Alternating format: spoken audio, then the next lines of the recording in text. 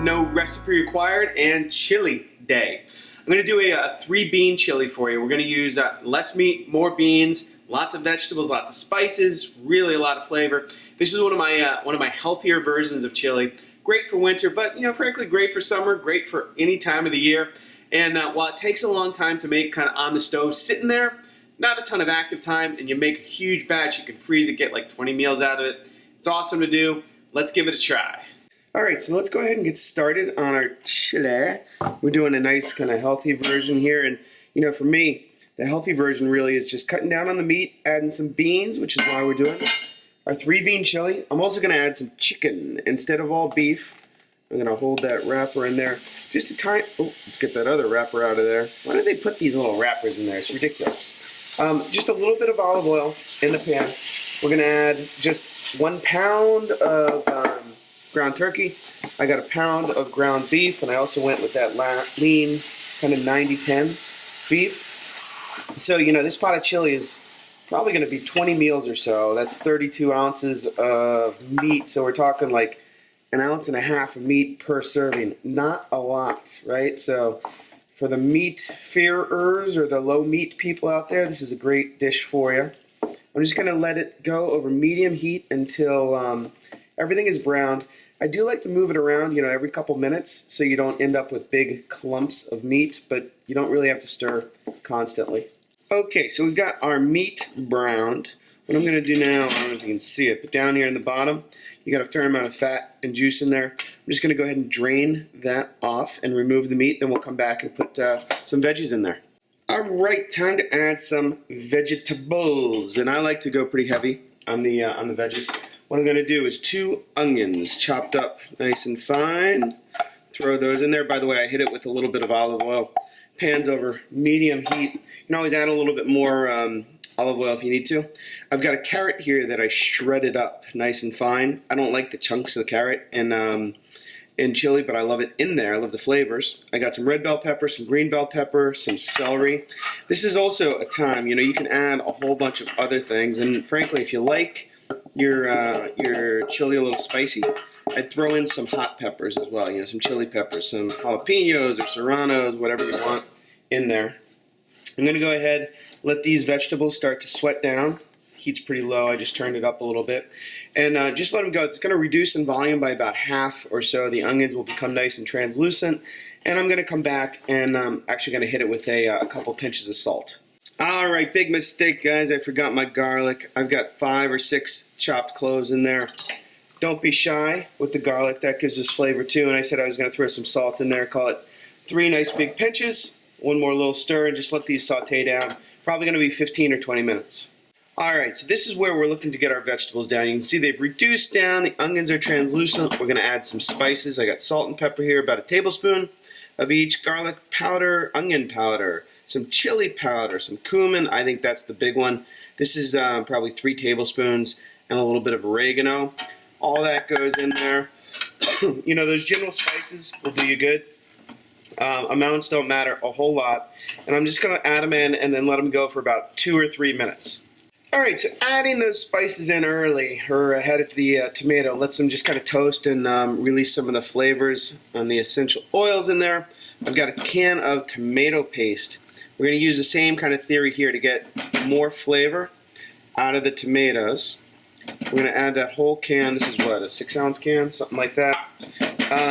And we're just going to let's see if we can get the rest of that tomato off.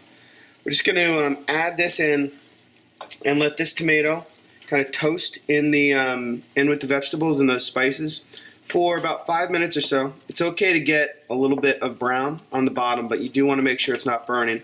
So come around and make sure you're stirring every once in a while. All right, so I don't know if it's showing up on camera, but the tomato has now taken on kind of a darker, rustier color, which means the flavors have changed a little bit. The sugars have caramelized that are natural in the tomatoes, and now we're going to start adding some liquid.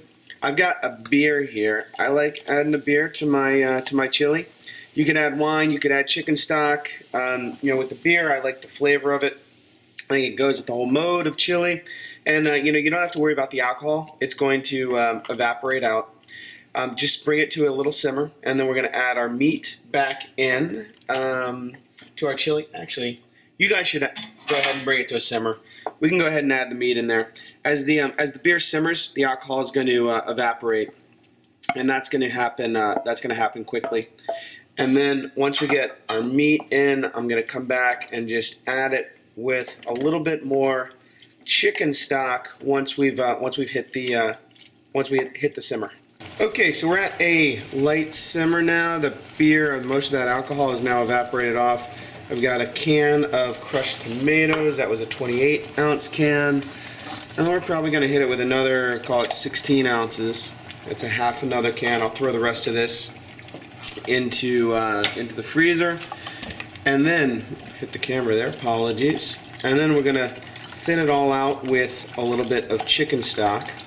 We're going to go pretty thin because I'm going to cook this for like 5 hours now. And that's going to create a lot of evaporation. And we also haven't added our beans yet, which is also going to thicken things up. So at this point, it's perfectly fine if the consistency is quite a bit thinner than what we want the end product to be.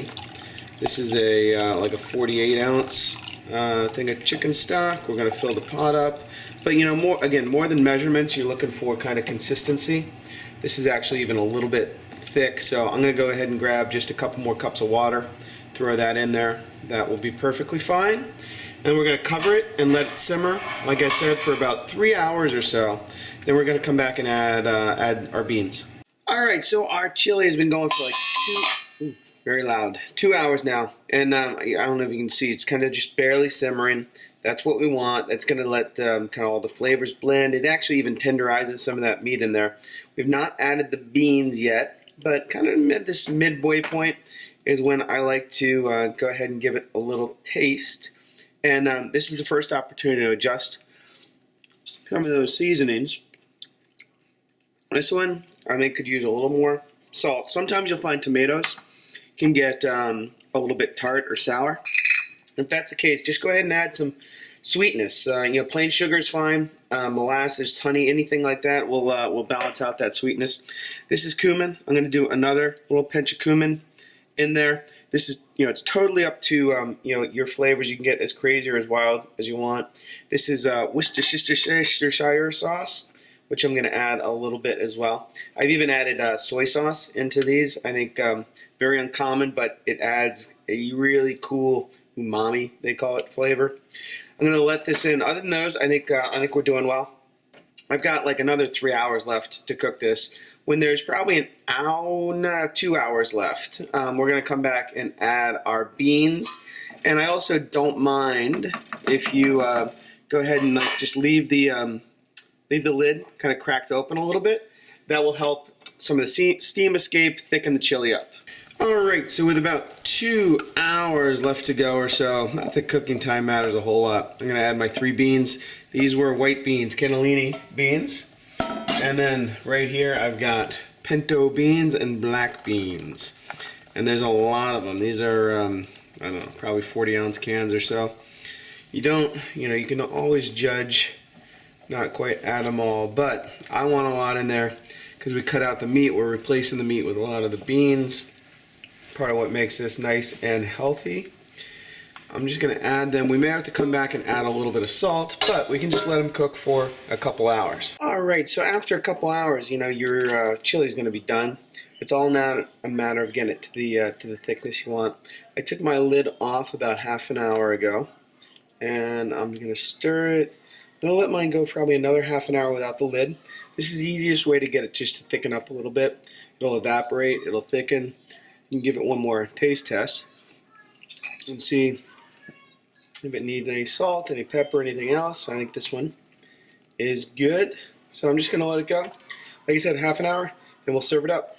Alright, so chili has gotten to where I like it in terms of thickness. Again, you got to kind of stir it up a little bit. The beans and the meat tends to settle down to get a true read on the thickness, but look at those delicious bits of meat and beans and all that yummy stuff. We'll slide it over here, plate up a nice heaping bowl of our 3-bean chili, and then you can garnish it with kind of whatever you want. A lot of people throw some cheddar cheese on there. I'm going to do a little bit of green onion or scallions on the top because it looks nice.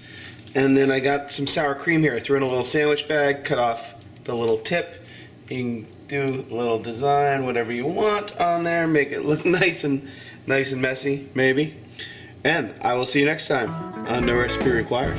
All right, 3-bean chili. It's one of my favorites, one of my family's favorites, and I'm sure it's going to be one of your favorites. Give it a try. Let me know how it goes in the comment section. Don't forget to subscribe, and of course, check out a couple of these other videos. I'm sure you're going to find something you love.